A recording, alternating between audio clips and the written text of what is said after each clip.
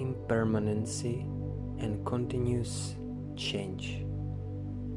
Many people nowadays, or usually those from the West, have a tendency in their minds to think about various phenomena and things in this world as something is or something is not.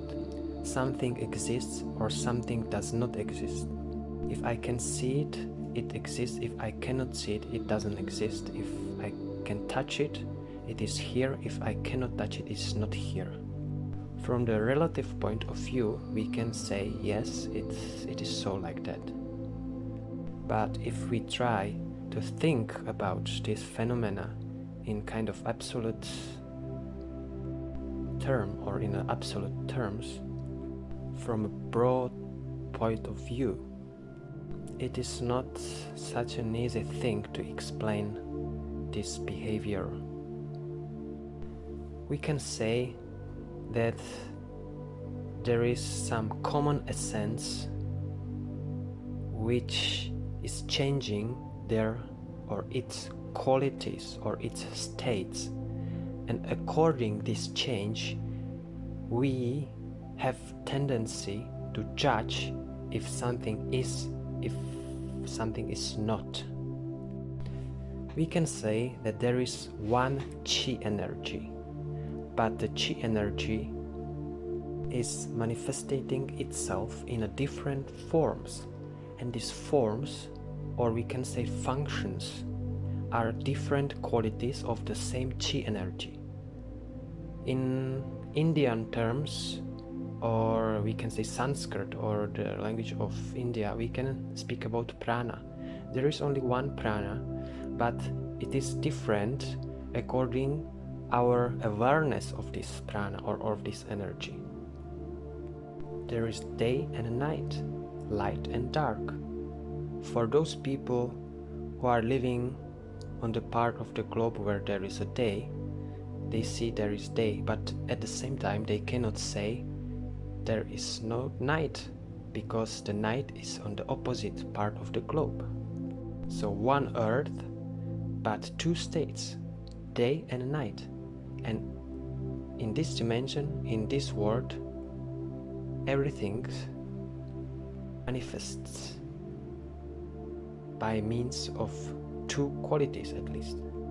And the change of these qualities, or between these qualities, we tend to differentiate as something is not, something is present, something is not present, something exists, something does not exist. If we take an example of a human being, try to remind the age when you was a child, for example 7 years old, and from this point of view you can say, yes, it was me, but at the same time it's different than me at this time. Same and different, different and same at the same time. Or another example, take for example one of the elements, for example the fire.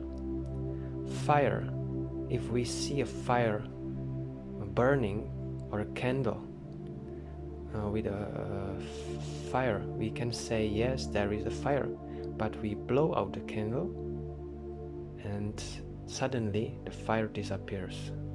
We can feel the warmth coming from the fire or from the fireplace, but after it disappears, we have tendency to say the fire is not here, it doesn't exist.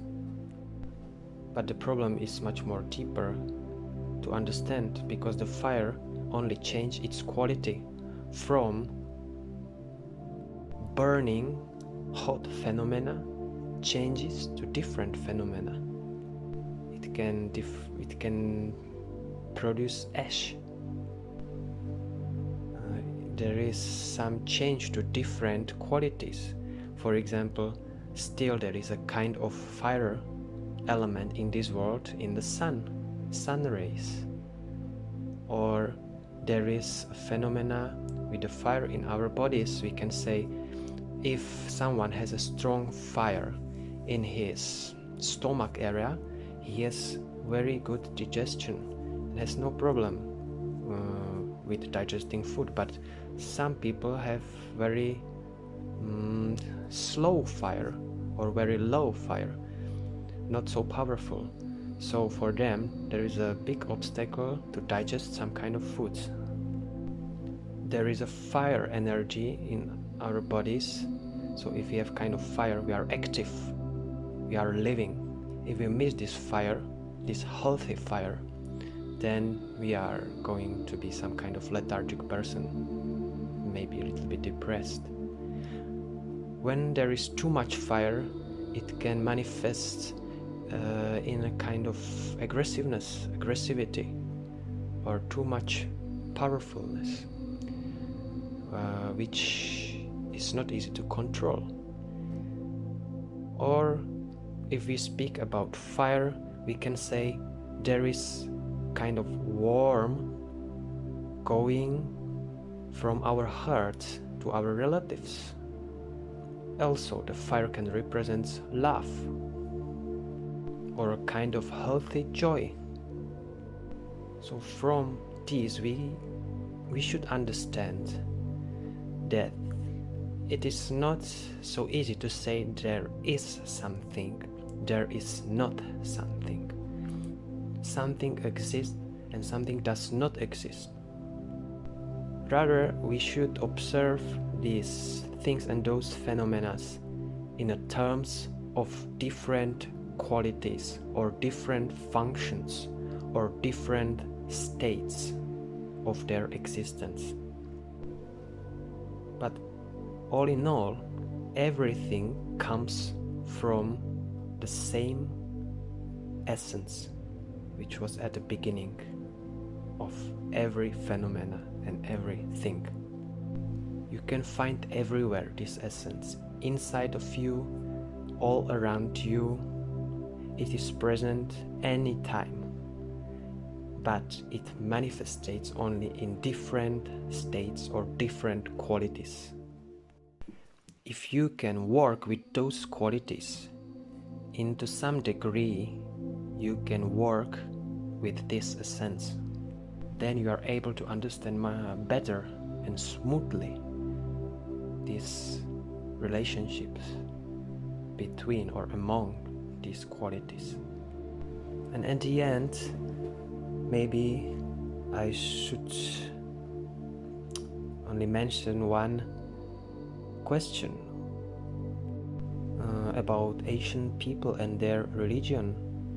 Maybe in early times the people believed in one essence, one universal principle.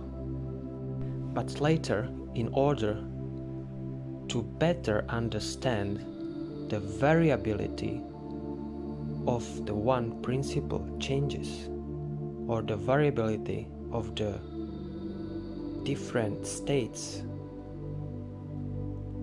through which this one essence or one principle manifests itself, they started to produce different markers to different qualities.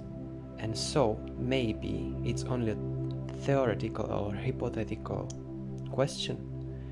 In cultures like Egypt or other cultures, Rome, Greek, maybe the gods they have in their cultures, so many gods like polytheism, represented only one single essence, one single principle, manifested in different qualities.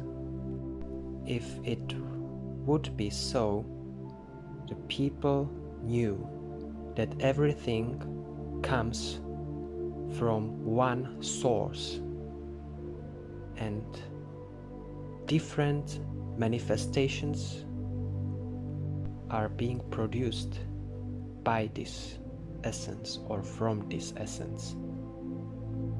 So maybe there was only one God in the early times, who has different qualities like God of sun, God of love, God of war, and so on and so on, according to the actual understanding and needs of those people. Everyone, just try to think about this question by yourself and try to understand much more deeper and better the meaning and relationship between different qualities and states of existence or non-existence.